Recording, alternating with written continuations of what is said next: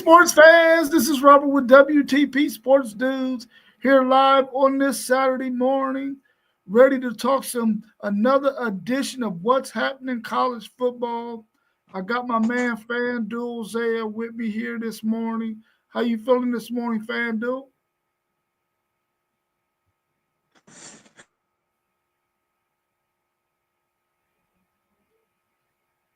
Maybe you having some technical difficulties. I can't hear you. Man, Can I'm. you? You Oh, you can't hear? hear me? Yeah, I can hear you. Yeah, I can hear you now. Yeah, I hear you. Yeah, Okay. I'm good. I'm good though, man. All You right. know, we back with another banger. Back with another banger for sure. Hopefully today we'll be able to touch on a couple of things in college football and also go through the week 9 major games that we're going to be seeing during this football season, and we'll give our predictions on what we think those games will be like. um, so let's give a shout out to everybody who has supported us. Make sure that you subscribe, hit the like button when you come in. That's how we are able to keep attendance so we know who's been checking out our videos. Please do us a solid by doing that. All of our channels, everyone that you see come on our show, um, that's on the platform, you see their channels scrolling across the bottom. You got Level Up Sports 10, which is our man Mossberg's channel. You got FanDuel Zaya, which is our man FanDuel's podcast. We got Blitzberg, which is our man Parlay Pose podcast. And then we got Post Game 86, which belongs to our man Post Game. And then, of course, all of us together is in a joint venture, our WTP Sports Dudes. And so please subscribe to all of our channels. Help us to grow this thing so that we can continue to bring you good content. This morning, we want to talk a little bit about things that are happening in college football, some college football news. We got a couple of questions in the chat that we've received. So let's tackle this first question right off the rip. What news are you hearing coming out of fall camp from your team? And how are things looking after day one and or day two of fall camp?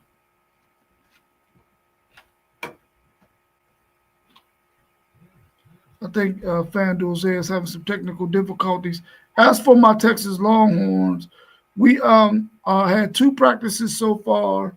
Uh, After that first practice, we had several guys who, well, not several, two guys who sat out in that second practice just as a precaution because of dehydration. Our man Ryan Wingo sat out that second practice, and Travis Shaw sat out that second practice. Um, and Wardell Mack, I believe it was, or it might have been Warren Roberson, one of those two, sat out that second practice because of dehydration from the first practice. So they got a chance to rest up and follow from the sidelines. They didn't have to do any drills or any of that. Uh, uh, Arch Manning made a really big jump from day one to day two in terms of his accuracy, his mid-range game throwing the football, which was really promising. On day one, he didn't have a bad day, but he missed a couple of throws. But on the second day, he was locked in and he made some really good throws. KJ Lacey, who was projected to be maybe the third or fourth string true freshman, had a really good day throwing the football as well.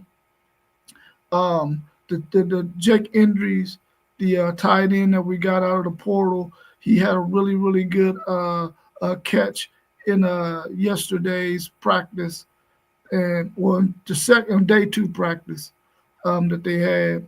The defensive line is really looking really good. They're going to be able to go 5 or 6 deep during the season, maybe even 7 deep if we can get some of them true freshmen a couple of reps out there. Um, so they're going to be looking really good. We got to get Travis Shaw fully healthy. We heard some big things about Murad Watson He's going to be a baller. He's going to be a guy that we're going to have for 2 years if he decides to stay at Texas after this year. He's playing really, really well. Alex January, another guy who was in the system last year, in his sophomore year, well, he's going to make some noise. And of course, Cole Bavard, and some of those guys are going to really make some noise. It was good to see that Colton Vasek is healthy and out there on the field practicing. He's a key part to our defensive ends and our edge rushers. If we can keep him healthy all season, which he hasn't been in his first 2 seasons, he's really going to make some noise for us. Also at cornerback, they're really trying something different right now. They got Kobe Black out there, and if Kobe Black can make the strides that we need him to make at corner, they're probably going to knock Jalen Gilbo back inside so that they can get their best 5 defensive backs on the field at any given time. So if Kobe Black can continue to make the strides that he's making, Jalen Gilbo is probably going to go back to his star position. Even though he likes playing corner better, he feels like that's a much better position suited for his skill set because, of course, as a cornerback, you got that sideline as help. But when you play the slot, the guy has a two-way go. He can go either direction on you, and that's a little bit more difficult position to play. So it just depends on Kobe Black and what he does because Jalen Gilbo is definitely going to be one of the top 5 defensive backs that get out there on that field. The offensive line is really, really looking good after 2 days of fall practice.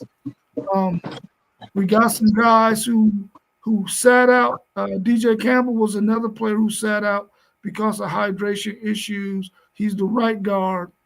So what we've learned was if one of those guards go out of the game, the center, Cole Hudson, is going to move to either one of those guard positions, and then we're going to plug Connor Robertson in as center, and Cole Hudson will be to either one of those guard positions if one of those guys have to be out or have to take a break. So that way we're going to change the center position as opposed to bringing another guy in at that guard position, which was really, really good to know. Also at the wide receiver position, Ryan Wingo was not in practice in day 2, dealing with hydration issues as well. But that gave a chance for Khalid Lockett and some of those guys to really get a chance to, Jamie French, those guys to really get a chance to work with the ones and get some reps in there, which was really, really good for them. Emmett Mosley is going to be a baller. Parker Livingston is going to be a baller. DeAndre Moore had 2 really, really good practices. He's the first guy in the practice, and he's the last guy to leave. So that's a good sign that he has good leadership. So overall, Texas is looking really good after 2 days. No major injuries. Cedric Baxter actually got some first-team reps in day 2. Even though he's not near 100%, they are working him in with some of the ones to make sure that he can stay up to speed with that first unit. Because once his time comes where he's fully healthy, he's going to be a guy we're really going to have to depend on. Any news coming out of Ohio State for you, Fanduze? Yeah, man. Listen, I'm over here spewing everything, and my stuff disconnected. I don't know what's going on with my internet in this house. You know what I'm saying? I went down the whole rundown, dog.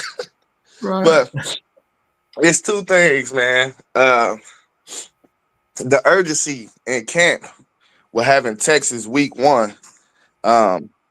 They said it's on forefront. You can't go through camp. You got to go through camp, and you just got to be on your A game because you cannot afford to go out there and not get prepared when you got a matchup like that week 1. So the urgency is a big thing that they're seeing from our guys in camp. Plus, these guys, they hearing all the noise of, oh, they got to replace this, they got to replace that. They lost a lot of experience. So these guys just want to prove that, man, we next up and we got talent as well. And they trying to become, this is the model of the year for these guys is We want to be the first team in Ohio State history that went back to back national championships. So that's a good thing. It sounds like they got a lot of hunger. You know, you see complacency after a national championship, but it don't sound like that's the case because these guys, these group of guys, they feel like they didn't carry the water. They feel like yeah, they played, they was integral parts, but they need they want to show that they can carry the water themselves. So that's one great thing. The other great thing that that that was revealed is our Iron Buckeyes. Our Iron Buckeyes are always revealed before fall camp. It was from summer workouts. There's some surprising names on there. Some names that I expected to be on there. We had 8 Iron Buckeyes. On the offensive end, we had Austin Saraville, who's projected to start at our right tackle. And pretty much what an Iron Buckeye is it's the guys that had a lot of discipline, were workout warriors. They led by example. It's just like one of the highest honors you could receive as a Buckeye outside of being a captain for the team. So Iron Buckeyes is a big thing each and every year. That's why it's only 8 of them. It's not. It's never more than like 10 or 11. They give them out as needed, but it's not a lot of dudes that can grab it. You know what I mean? So, but Austin Saraville, right tackle, he received the Iron Buckeye. A surprising one, Leakin Kingholtz was an Iron Buckeye. That means to me that he's more in this quarterback race than we can think. Because one thing about Ryan Day is he loves a quarterback that takes command of a huddle. So if he's an Iron Buckeye, I know guys out there respecting. You know, so that was a nice surprise to see him on that list. Of course, Jeremiah Smith is an Iron Buckeye. They say he works the hardest on the team, regardless. He um he finishes first in all the sprints. Um, and then we got Carnell Tate was an Iron Buckeye. And on the defensive end, we had Kenyatta Jackson as an Iron Buckeye. We had Arvell Reese as an Iron Buckeye. And I'm missing two. Oh, Peyton Pierce, the backup linebacker who's behind Arvell Reese. He's an Iron Buckeye. And the biggest surprise on the list that's an Iron Buckeye was Jalen McClain to me. Jalen McClain was in a position battle. He's in a position battle with Fahim Delane and Malik Hartford for one of them safety spots. And I gotta think that he got the nod up because you gotta go with the guys that's gonna put the work in. So I think that's a pleasant surprise. I think that gives us a little more information about who's gonna be having that league going into fall camp at that safety position. Yeah, that's good to know. Who determines who? Is it the players that determine who the iron? What you call it again? No, that's the Iron Buckeye. That's all staff. All staff. It's really, yeah, it's really the lead of it is our strength and conditioning coach. Yeah, that's good. I really like the fact that you mentioned that your Buckeyes understand they got game one, they got Texas, and they're locked in because they know that they got a big game starting week one. I like when universities have good games week one to really get their players engaged, and I like the fact that you mentioned that about your Buckeyes making sure that they're locked in and ready because game one is a really big game. And I think every player who plays in college football, nobody wants to go on no cupcake schedule. They want to play some the best of the best in college football. And I like the fact that you mentioned that about them being locked in and understanding that game one, we got a big one. It's our time to shine. Let's get this thing done. And I like hearing that your Buckeyes are looking and focused like that.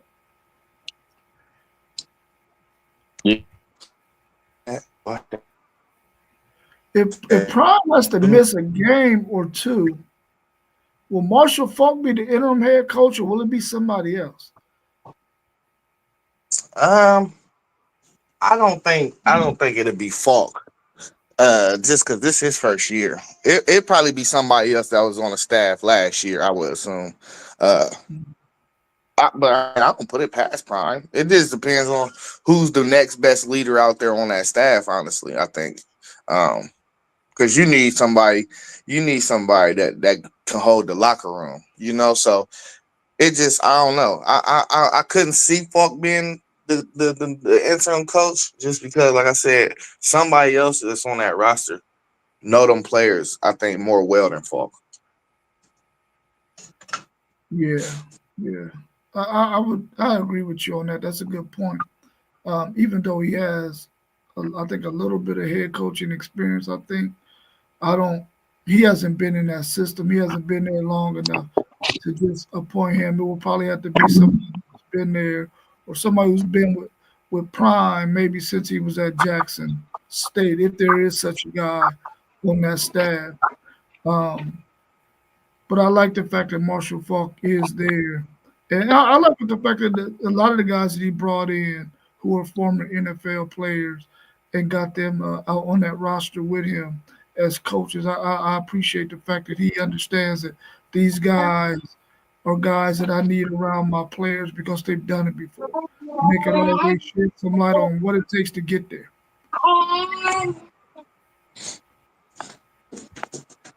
Do you have a dark horse national title contender? Yeah, man, you ain't gonna like this one, man. You ain't gonna like this one, man. I'm going to Oklahoma Sooners. Man, one thing I know is if their defense is 80% of what it was last year, and they can get anything to resemble a decent offense, they can win games just like Michigan win games and just play great defense and score a couple touchdowns and win the game. So, bro, Brent Venables, he's gonna have a good defense. They just got to put up some points, man. That's it. That's all they got to do is score some points. Find a way to score some points. And I think they're going to be in the thick of everything. And I wouldn't be surprised if they won the SEC if that offense turned out to be averaging like maybe 30 plus points. If that offense can average 30 plus points, I would not be surprised if they won the SEC. And if you can win the SEC, or if you can even just make it out of the SEC and make it to the playoffs, you got a decent chance to try to win a national championship. Yeah, I agree with that. Um, Dark horse, man. This has to be somebody that we haven't really talked about possibly making it that far. There's a lot of really good teams that we know are going to make the 12-team playoffs, but how many of them will we realistically believe can win it? Um, oh man, that's a good question, man. That's a good question. I like your Oklahoma pick though because they're going to have the defense. Can John Mateer do the things he needs to do from the quarterback position? Can they run the football? Can that offensive line hold up? Oklahoma, that's a good pick, man. No, I don't have no dark horse, bro. I don't have no, I don't have one. I He don't. like, no, only one of them big dogs is winning Yeah, it. man. Only one of them big dogs is winning this sucker, man. Uh, unless some injuries, the major injuries happen to some of them big dog quarterbacks or something, man. I just don't see it, man.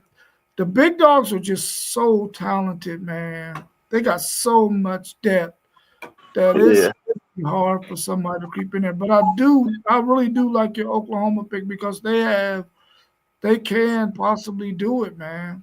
Because they got the defense to do it. And they don't need John Mateer to win games for them. They just need him really to manage them and not make a whole bunch of mistakes. Thanks. Our man KT says Miami. Would you consider Miami to be a dark horse? Um, Not really, because I thought they kind of should have made the playoffs to me last year. So they're right on the cusp of that. Dark horse, Mhm. when I consider a dark horse, is somebody that's like Arizona State came out of nowhere. You know what I mean? And they made the playoff, and then they even was competitive. Miami is a top tier program. OU was a top tier program, but they went 7-6 last year or something like that, or 6-6. So I mean, they could possibly sneak up on somebody. You know what I mean? Miami was 10-3 or 10-2 or something.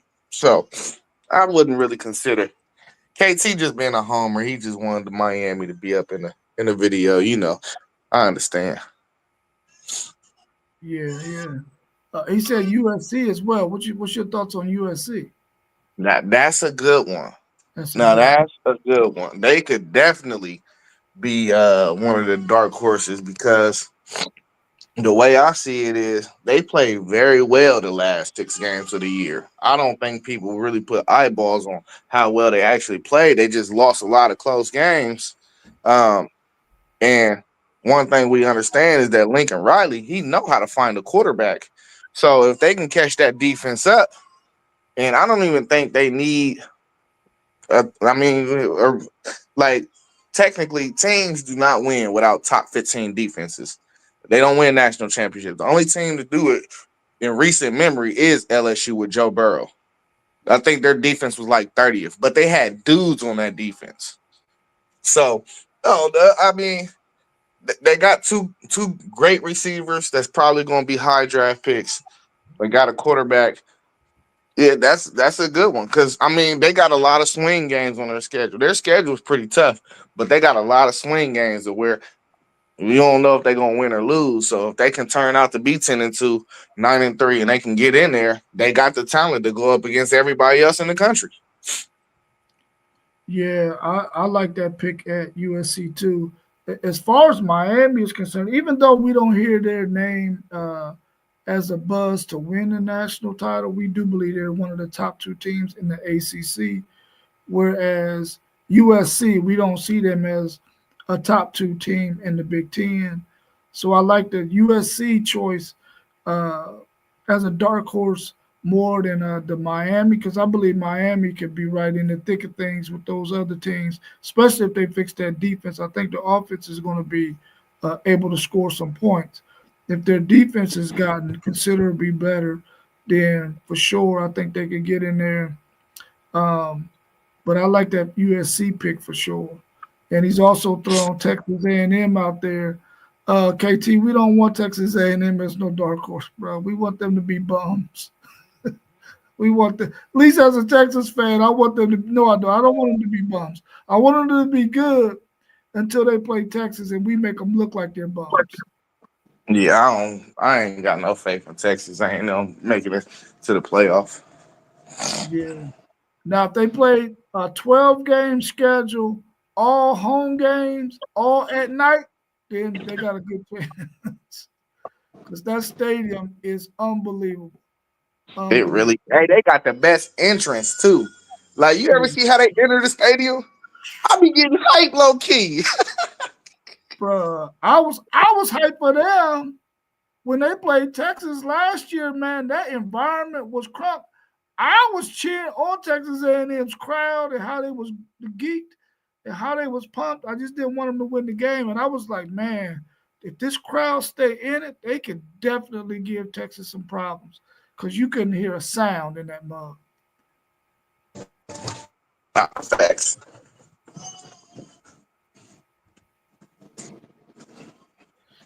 There are several big name schools with quarterback battles like Notre Dame, Ohio State, Michigan, to name a few.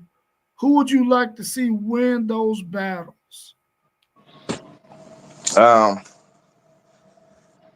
I don't, post game talks a lot about this Mitchie kid.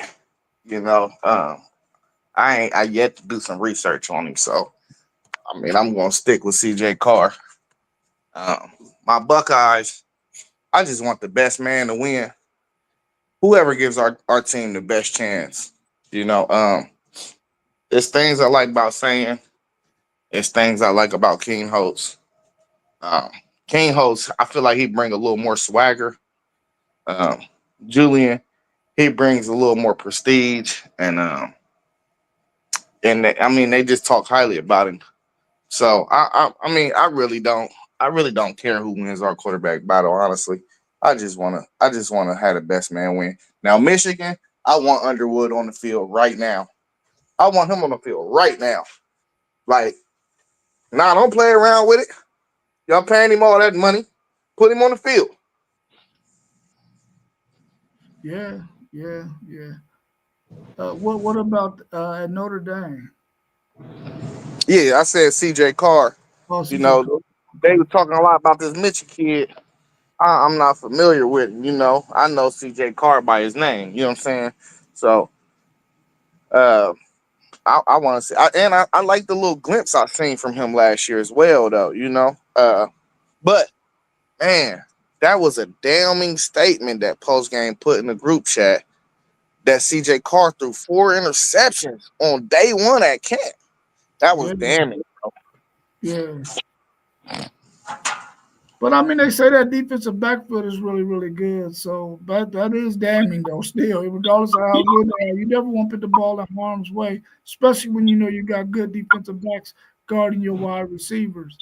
But yeah, that one hearing that was kind of like, whoa, you Yeah, can't I mean, get on I, that. I, hey, I get what you're saying, the defensive back, but you don't think they gonna see that type of talent this year? They gonna see something like that. Yeah, they're gonna see some good talent. Iron sharpen iron. That's right. That's right.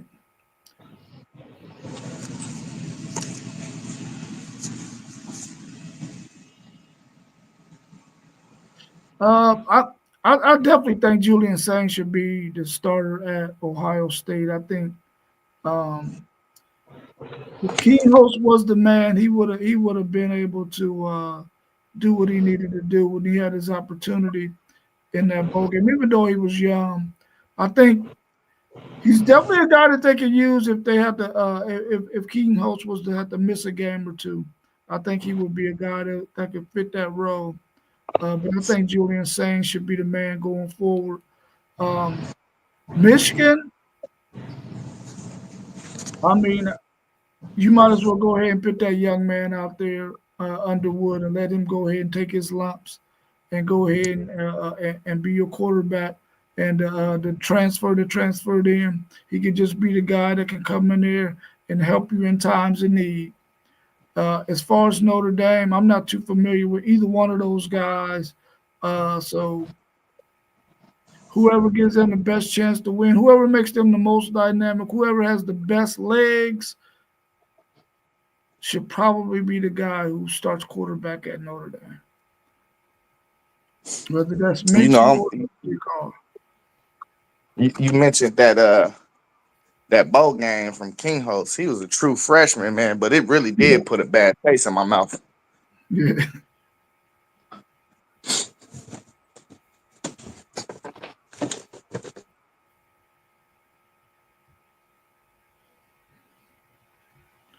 All right, let's see what we got comment wise down at the bottom before we go into these games. Yeah, KD said Underwood, Sane, and Carr. Yeah, all three good picks. I think that they all should uh go ahead and go with the guy that they think is give them the best chance to win. Um, I know. I'm just glad that we don't have a quarterback battle. I'm quite sure KT is excited that he don't have a quarterback battle.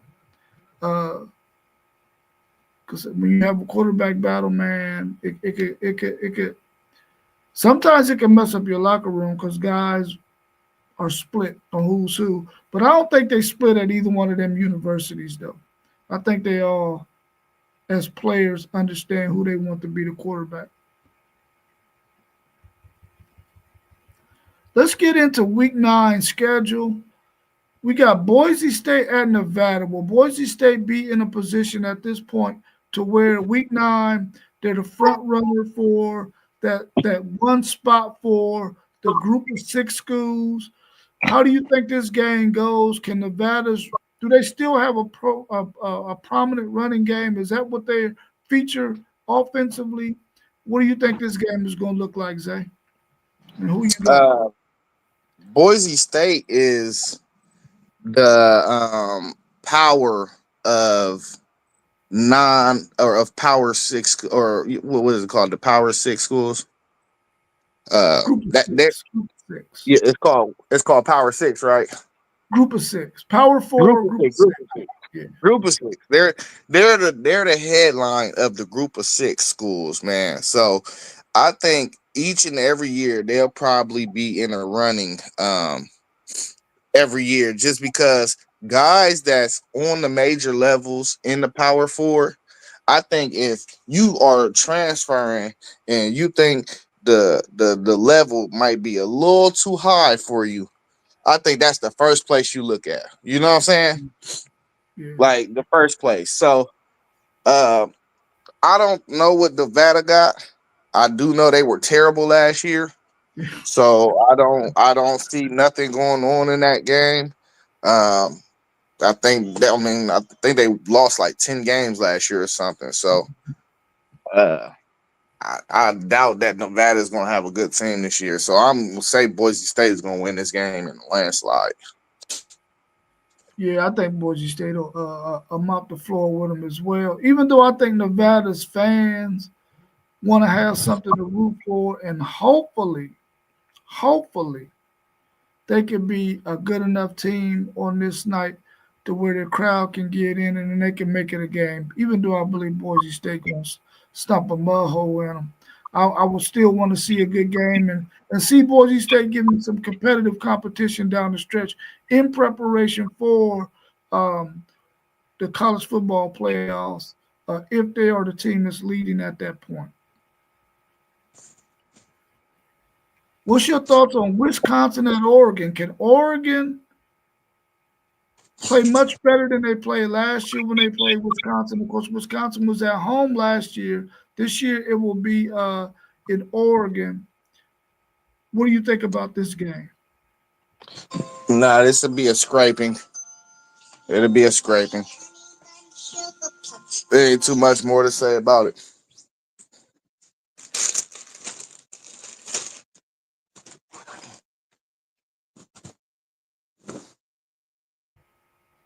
Hopefully, at this point, Wisconsin has realized that our success depends on running the football. Even though Oh, they got a different offensive scheme, they're going to try to open it up, I think, a little bit and pass a little bit more. I think they still need to be a team that relies on the run. Because when you look at their record and their stats, they're a much better team in the win and loss column when they run the football. But of I thought course, they switching the offense, man. yeah, It's, yeah, I know it's you gonna be a told me that. scrape. It's gonna Yeah, be a scrape.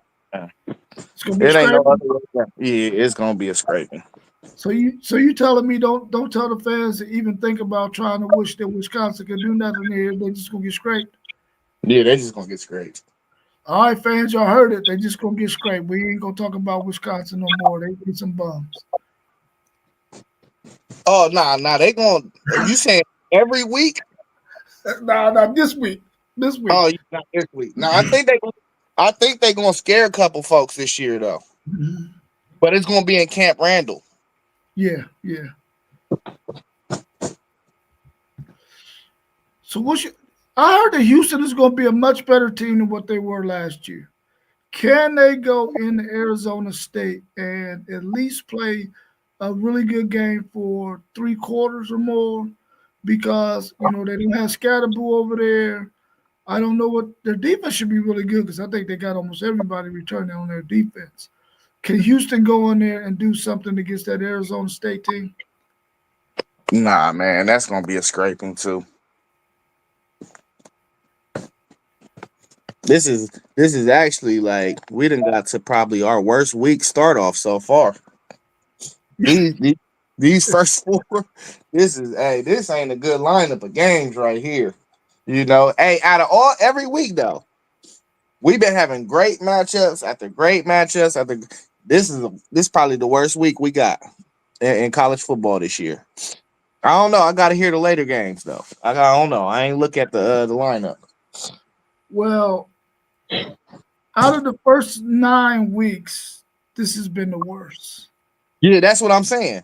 Yeah, it's been the worst for sure. There's a couple of good games this week, but it's not the kind of games that's gonna make you say, "Oh, I gotta go sit in front of my TV all day." Yeah, facts. Yeah, but I don't think Houston got anything coming with Arizona State. I think Arizona State will be ready for them and beat them pretty handily as well. One good game we're hoping is going to be good is Texas A&M at LSU. Hopefully, it's a night game. What's your thoughts on this one? Now this is a banger. This is Yep. a banger. It's probably gonna be a night game. LSU like playing all they big games at night. I love it. They don't even like playing during the daytime. Uh, who did I pick in this game? I don't remember who I picked. I think I might have went with LSU though, because you ain't. It's hard to go in there and win, man. Especially if it's Yeah, a 7:30 kickoff. It might be slow for Texas A&M. yeah, especially if you're not hands down better than LSU. If you're just um, a middle of the pack SEC team or any middle of the pack in any conference, you ain't gonna go into LSU and make no whole lot. It can be a competitive game though, but I wouldn't necessarily pick Texas A&M to win it. I think I picked a point .5 on this game, but I favor LSU for sure. Yeah, I know I went .5. I know I had to. Yeah, it's a point .5 game for sure. You know what I'm saying? It's a point .5. Yeah. What about this Alabama at South Carolina game? Will this game be a game that will determine where these two teams can position themselves for the SEC title? I don't think it's going to determine, but it's going to go a long way for whoever win this game. Uh, that's a banger. Do they got a start time on that yet? It's a flex, ain't it? I think it's a flex. Let me double check though.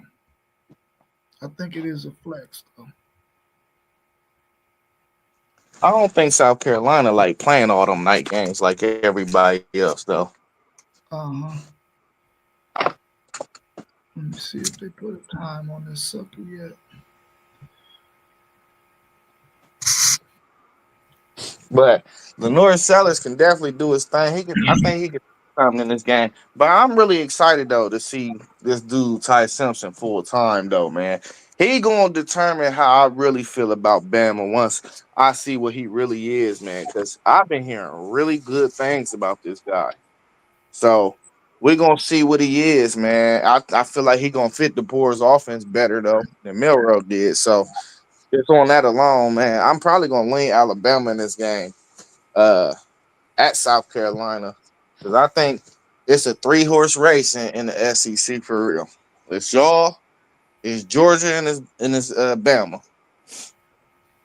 Yeah, it's a flex game for sure, and also is the Texas A&M LSU game. It hasn't been determined either, so Yeah, they it's gonna wait something. till the season get into the gut and see which Yeah, game makes sense to be the night game. I feel like. yeah. I agree with you on that one. I hope that South Carolina is clicking on all cylinders at this point and are playing some really, really good football. I think the Alabama team, probably top to bottom, has more talent, and they're going to probably need this win. I don't think this is one that they can afford to drop, especially if they drop one before this game. So, um, yeah, Kellen DeBoer is going to need this win for sure, in my opinion. We got Kansas State at Kansas. Can Kansas pull up and beat this Kansas State team, who's probably going to be favored in this game? But Kansas is not going to be any slouch because they got a really, really good quarterback. What's your thoughts on that Kansas State rivalry? Knowing me, I probably pick Kansas State to win this game, but I'm actually gonna say Kansas is gonna win this game. I think Jalen Daniels is a top three quarterback in the Big 12, though. So barring health, they're gonna clip some more people this year. Like they clipped people last year. It's gonna be teams that we don't expect or we just don't think they will, but they're gonna clip some guys, and this is an option. Yeah, I think they're going to clip some people as well. I think they're going to play spoiler to a couple of teams, much like they did last year. This is a game that I feel like Kansas State has to win as well. They can't afford to drop this game in week 9 to Kansas, especially if Kansas isn't one of the top teams in the Big 12. If they want to stay in the hunt as one of the better teams in the Big 12, Kansas State has got to win this game. But I'm not going to put it past Kansas to win it, though. I think they got a really, really good quarterback in Jalen Daniels. I think his skill set, if he can stay healthy, if this dude can just stay healthy, man, with his skill set, I don't think they got the running back there any longer. I think he might have moved on. Um, but if they got another running back that they can use, they could be tough. Hey, They could be. I know they wish they still had Kobe Bryant playing that cornerback position though. yeah, that's my guy. Yeah, he was nice. I liked him. I liked him. Illinois at Washington. Illinois is a team that we feel like has a good schedule that can allow them to be the Indiana this year. At least I do. Can they travel out west and beat a Washington team that we know is going to play good football? They might not have all the talent in the world, but this seems like a pretty evenly matched up game to me. Who you think will win this one, and how you think it's going to go? Oh, don't get it twisted. I think Washington got talent on that roster. I think they young. I think they young though. Uh, Illinois is more experienced. I think Illinois should win this game, but man, depending on this true sophomore quarterback, bro, if he looked like one of the topper, like on the topper half of the Big Ten, that's quarterback play going, Washington can get real scary this year, bro. I am not lying to you. They could definitely become real scary. So I'm gonna keep a close eye on them the first few weeks of the season and see what that defense is looking like. I don't think they're gonna have no problems offensively though. I think where they're gonna run into their problems is gonna be defense for right now. Yeah, Washington is another team that I gotta do my best to try to keep an eye on, so I can see what they're looking like. It's probably about 10 or 15 teams that I really gotta find the time to really watch and to see what they're looking like throughout the beginning parts of the season, so that I can have a better understanding of what their team makeup is. I think that this is a game that they could win against Illinois, but it's a game that Illinois, I feel like, can't afford to drop. I think I done said that 3 times in a row. I done said it about Alabama. I said it about Kansas State. And now I'm saying it about Illinois. This is not a game that you can afford to drop if you want to be in the top part of your conference, vying for a chance to get in the college football playoffs and possibly even play in y'all's conference championship game. What's your thoughts on Michigan at Michigan State? Can little brother possibly pull an upset over Michigan? They're at home, so what's your thoughts on it? If my memory serves me correctly, I think Michigan State almost won that game last year. Uh, oof. I mean, they got a lot of less more experience over there in Michigan. You know what I mean? So I'm gonna take Michigan with the win. I think it's gonna be a good game, though. It's usually a good game almost every year, though. Yeah, it's always a pretty decent game every year. But it's 4 times in a row. This is not a game that Michigan can afford to lose at this time of the season, man. I don't think this is a game that they can afford to lose. They have to be able to beat little brother. And I think Michigan State is going to play them really, really well in this game. And Michigan will probably pull it out in the fourth quarter. Uh, One score, maybe 10 points. But Michigan definitely can't afford to drop this game, but I think they can win for sure. BYU at Iowa State. What's your thoughts on this one? I mean, we don't know about BYU and his quarterback, so at the very moment, I'm gonna have to go with Rocco, man.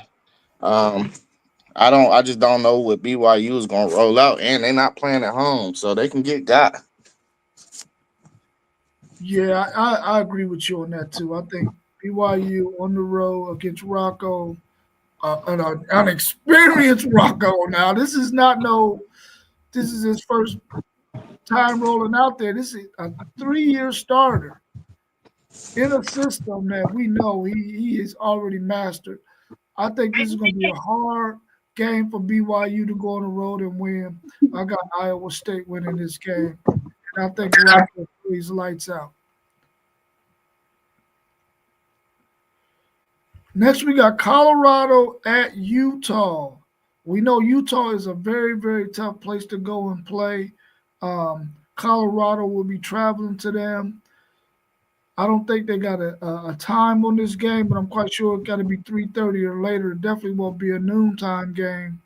What's your thoughts on this Colorado traveling to Utah? Utah will not lose a game at home. I already said this.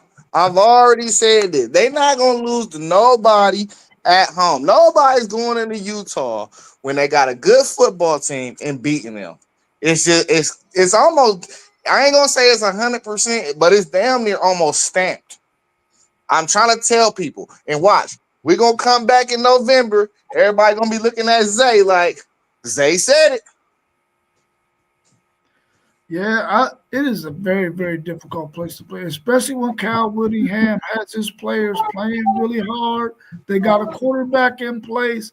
They're really going to be hard to beat at home. And I don't think Colorado is going to beat them at home. I think that I picked Utah to win this when we did their preview, and I'm sticking to that. I think Colorado loses this game at Utah. I just think the physicality and the grit of a Utah Cal Whittingham coach team is going to be a little bit too much for Colorado on the road. So I got Utah winning this game as well. Hey, no. Let me say this though. With all that stuff that Coach Prime going through, that team can really rally behind him, bro. Yeah, So we might have to keep an eye on something like that. yeah, I agree with that too. And hopefully by this point we will already see that they are rallying by week 9, and then maybe we might change our thoughts on who's gonna win this game. Next up, we got Ole Miss at Oklahoma. Can Ole Miss beat that Oklahoma team who you picked as a dark horse to possibly win the Natty? Ole Miss is not the same team they were last year, and they got to travel to Norman, Oklahoma to play against a very, very good defense. What's your thoughts on this one? My thoughts is that Ole Miss is bottom dwellers. They're bottom dwellers. I don't see them beating OU. I don't see them beating them. They had a good year last year. I think they're going back to the bottom though. The thing I ain't quite understanding about Ole Miss is last year you had a roster that you paid some really decent money for. Those guys moved on to the NFL, which means they freed up that money going into this season. You didn't have a whole lot of big time players that you had to do for player retention. Why didn't they go in the portal and spend more money to keep them relevant? That kind of shocked me about them. Uh, or maybe they didn't have the money. I mean, maybe they spent too much last year that they didn't have enough for this year. But I don't think they beat Oklahoma. I think Oklahoma beats them and beats them pretty easily because I think that defense is going to really be able to slow down Ole Miss and Lane Kiffin's offense. Even though Lane Kiffin is an offensive guru, I think that Oklahoma's defense will be able to slow him down. Well, I told you about these new portal ideas. Sometimes people want to save their money and push their chips to the front of the table in a year where they feel like they got a better chance. I don't think they all in on this year. I think they was all in last year and it just didn't work out. They Yeah, lost that game at the end of the year. They could have made the playoff though. yeah. All they They had to were, do was win that game. yeah, they were one of the 3 teams on the outside looking in at the end of the season that If they would have won that game, they would have definitely been able to get in. That's for sure. Last game I got on the slate is UCLA at Indiana. According to T1, he think this UCLA team might be able to do some things with Foster. Is his name Foster? Is that their coach? I don't know his name. Yeah, he's thinking that they're gonna be able to be better than what they were last year. They got to travel to Indiana from the West Coast. Do you think this could be a game that UCLA can go in and steal from Indiana? Yeah, nah, I got Indiana. I just don't think it's enough talent around Nico around there. I like Nico. Nico didn't play as well as he was supposed to play last year, but I like him. I mean, he's a 5-star quarterback coming out of high school. You know what I'm saying? So we know the talent is there with him, but I think they need to build some more around him. He not. It's not their talent is not there yet. Yeah, And hey, my bad. And I love Kurt Sinetti, man. They gonna play their tails off for him, bro. And I don't know if people are hip to Surratt. They call him Waffle House. They say he always open. oh yeah, Yeah, he always open. yeah. I agree with you. I don't think UCLA has the talent in order to be the Indiana team, who we know is going to be really well coached. They're going to play hard. They're going to play gritty. They're not going to make a whole bunch of mistakes either. So I think it's going to be tough for UCLA in this game. I really don't know if Nico going to UCLA was a place where he was going to really get developed the way he needed to get developed. Uh, I, but I think that was probably the only option he had after what took place at Tennessee. But I really think that he could have got better developed at Tennessee under Josh Heupel than at UCLA. But that's neither here nor there. Now he's at UCLA. I hope that he has a good season and goes out there and wins some games for them and You gets know, UCLA back relevant. no. I respectfully. I disagree. I think UCLA runs a more pro style type offense. Okay. So I think him and his development, and without playing with the requisite talent that you had at Tennessee, you're gonna have to be even better, bro. So I think that's gonna actually help his development. That's a really good point you just made. Really good point. KT says UCLA will have a bounce back year. We Yeah, all hope so. We all hope so because we all rooting for that coach out there. Um, what is his name? Is it Barry Foster? that sound right. He, It he sound like played he played running back in the NFL, right? I don't know. I have no eyes on UCLA. I ain't gonna lie. Let me see if I can look his name up real quick. I looked at a few of their recruiting classes and a little bit of what they returning, but outside of that, I didn't really do a deep dive on UCLA just because I know they're going to be at the bottom. I know for a fact they're going to be at the bottom. Oh, Deshaun Foster's his name. Deshaun Foster. Deshaun Foster, yeah. Did he play? Did he play running back? Yeah, he played running back. Yeah. He played for the Texans. I believe so. I know that name. Yeah.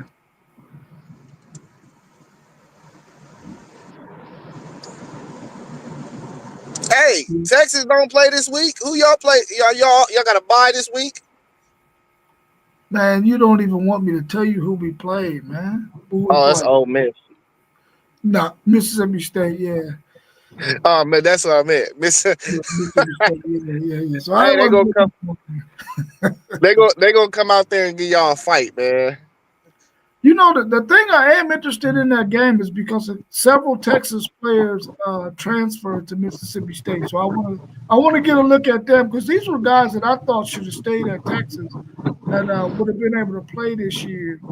Uh, uh, but one guy, he ended up transferring. He played linebacker. I thought for sure he would be getting on the field this year. I'm trying to think of his name. He has a real funny name like Gilbo and Shahadi McDonald. I can't think of his name, but I thought he should have stayed, but he didn't.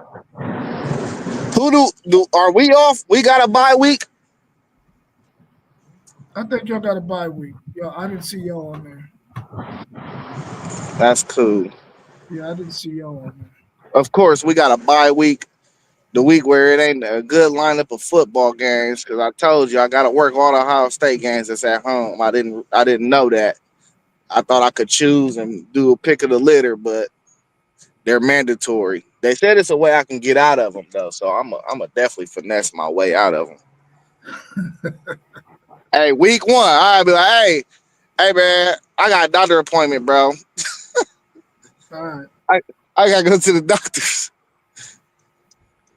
Yeah, I'm scrolling through there to see if I might have missed y'all, but I don't see y'all on the schedule. Nah, it's cool. It's cool. We need a bye week. That must mean we got a big game the next week because we got bye weeks before. I want to say, is it we got Penn State the next week? I think. What is this week 9? Week 9, yeah. Yeah, it might be Penn State the next week. Yeah, because I think after Texas plays Mississippi State, then down the stretch they got Georgia, Arkansas, Texas A&M. See, I think the SEC needs to kind of adopt the style of how we schedule in the Big Ten. Explain that. So we, I mean, all right, we just gonna take your point of view of the Big Ten and insert this into the conversation. You think it's a lot of bad teams at the bottom half of the Big Ten. If you look at all the upper echelon Big Ten teams, they all got big games on their schedule within the Big Ten. And if you look at their schedule, none of them teams really have serious crazy matchups the week before, or they got a bye week.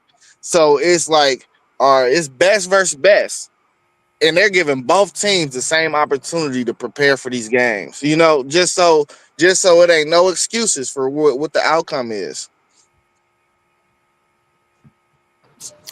Yeah, But y'all do y'all schedule in 2 year spans. We do ours every year. We don't do the same schedule back to back. They just yeah. go ahead and hit the pavement and redo the schedules based off of what it's looking like around the landscape. I wonder if they're gonna continue that, or if they just did it because of OU and Texas coming in, and we already had Georgia scheduled with a home and home. I wonder if that had anything to do with it. But I agree with you. I think that they need to move away from definitely doing it the way it is, like right now with playing a back-to-back schedule like that. And hopefully they do. Now I'm quite sure they're going to look at that because it just doesn't make sense to keep doing it that way. But I guess we have to wait and see on that. But I also wonder when you talk about the SEC schedule, is it ever going to get to the point where they don't have Texas play Arkansas, Texas A&M, and Oklahoma every year, or is that going to be automatic every year? They're going to have us play those three teams, and I hope they all have us play them every year. I Well, I know think y'all Texas should just A&M for sure, and Oklahoma for sure. I don't know about Arkansas though. I think if y'all do it on a year to year basis, I think y'all should only play 2 of the 3. And if 2 of the 3 is good, that should be 2 of y'all's marquee games on the schedule. And then y'all play one other SEC team that's, you know what I mean, that's a marquee game. But I don't think y'all should play the y'all shouldn't play them. Y'all shouldn't play all 3 because if all 3 of them is really high caliber teams, that's gonna set y'all at an unfair advantage. That's how you get them schedules like Florida of what it looks like. You know what I'm saying? That's how you get them type of schedules. So I don't know. You got to hit the board, bro, every year, I think. And I think you got to take your top 6 teams and I think you got to spread that thing out for them. Who cares if Wisconsin is playing the hardest schedule in the conference? Because we don't expect them to be a good team. That's who you Okay. schedule with the hardest schedules, really, the bottom teams. Your Yeah, other 4 or 5 teams, you schedule them 3, 4 marquee games in the conference, bro. And that's how you supposed to go about it. So you can get your best team into the playoffs. Yeah, and I know there's a lot of exactly what you're saying. There's been a lot of talk going on behind closed doors in universities, in AD's offices about this whole scheduling thing. Because why do you want to play such a grueling schedule? Even though you want to play some good opponents so you can see where your team is at, you don't want to do that year in and year out and have a Florida schedule or have a schedule like Wisconsin has every year when you got top, if it's one of your top teams. So I agree with you on that for sure. All right, bro. Well, Hey, we're past the hour. You got anything else you want to add? yeah, I was just about to say Mississippi State should have played Texas, Georgia, Bama, LSU. I mean, who next? Who next? Tennessee, South Carolina, Oklahoma. That should have been their schedule, bro. yeah, yeah. At least I they would have had mean, some recruiting pitches like, man, listen, we're gonna play the best schedule in the country. You're gonna have chances to show your talent and get on that draft board. and any of those teams they would have played at home at their stadium, it would have been sold out. It would have been sold out, even to get Fact. their ass kicked. And it probably would have been sold out with the other team's fans, because it would have been a cheap ticket. Yeah, it would have been a cheap ticket for sure, for sure. That's why I'm trying to get me this cheap ticket for this Texas and Kentucky game. Nah, facts. Hey, I told you I was in the building in 2022 when we played Wisconsin under the lights. And really, I thought it was going. I thought Wisconsin was going to be all right that year. They was terrible though. We beat them 52-21, but it was a cheap ticket though. I Yeah, was in the building. yeah. I'm definitely looking for a cheap ticket. All right, bro. Well, I appreciate you joining me this morning, man. You got anything else you want to add before we get out of here? Anybody got anything in the chat they want to throw out there before we end the stream? I ain't got nothing else, man. I'm trying to handle some errands right now, so I can see if I can hit this reunion before I go to work. Yeah, I got some errands to run too, man. Before I make it to the reunion too. So hopefully everybody will be out there at the reunion. We can have a good time, hang out, chop it up, and do all that good stuff. If you're out there, please make sure that you go check out Level Up Sports Team. Subscribe to Mossberg's channel, FanDuel Zaya. Go subscribe to our man FanDuel's Zaya's podcast, Blitzberg, uh, Parlay Polls podcast at Postgame 86 and WTP Sports News. Go subscribe to all those channels that you see scrolling across the bottom. Hit us up, subscribe, like our videos, and help us to continue to grow our channel so we can bring you more and more and more content. All right, bro. I appreciate you. We will be back tomorrow at 9 a.m. Doing our Talking Sports Sunday. So hopefully you can join us there where we talk a little bit of NBA, WNBA, NFL, and college football news. I'll holler at you, bro. Hopefully I'll see you later on today. All right, peace. All right, peace. There we go.